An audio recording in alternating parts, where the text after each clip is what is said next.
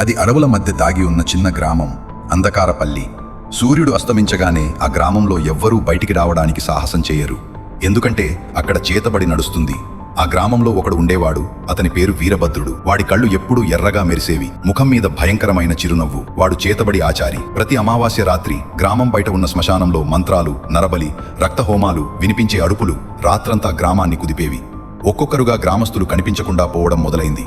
మరుసటి రోజు వారి శరీరాలు చెట్లకు వేలాడుతూ లేదా పొలాల్లో నల్లని గుర్తులతో కనిపించేవి. అందరూ తెలుసుకున్నారు, వీరభద్రుడే ఈ చేతబడి చేస్తున్నాడని. కాని ఎవరూ ఎదురు చెప్పలేకపోయారు. ఎవరైనా ఎదిరిస్తే మరుసటి రోజు వాళ్ళు చనిపోయేవారు. గ్రామం మొత్తం భయంతో వణికిపోయింది. పిల్లలు ఏడవడం మానేశారు.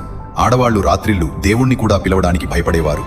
అప్పుడే ఒకరోజు ఉదయం గ్రామానికి ఒక అజ్ఞాత వ్యక్తి వచ్చాడు.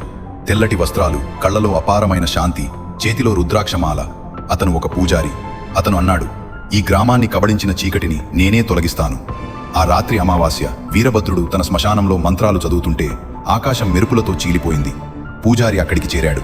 వీరభద్రుడు నవ్వుతూ అన్నాడు, నన్ను ఎవరూ చంపలేరు. అప్పుడే పూజారి మంత్రం మొదలుపెట్టాడు. శంఖం ఊది దీపం వెలిగించాడు. వీరభద్రుడి చుట్టూ ఉన్న దెయ్యాల నీడలు అరుస్తూ కరిగిపోయాయి. అంతలో వీరభద్రుడు నేలపై పడిపోయాడు. అతని ముఖంలో భయం కనిపించింది. మొదటిసారి అతను ఏడ్చాడు.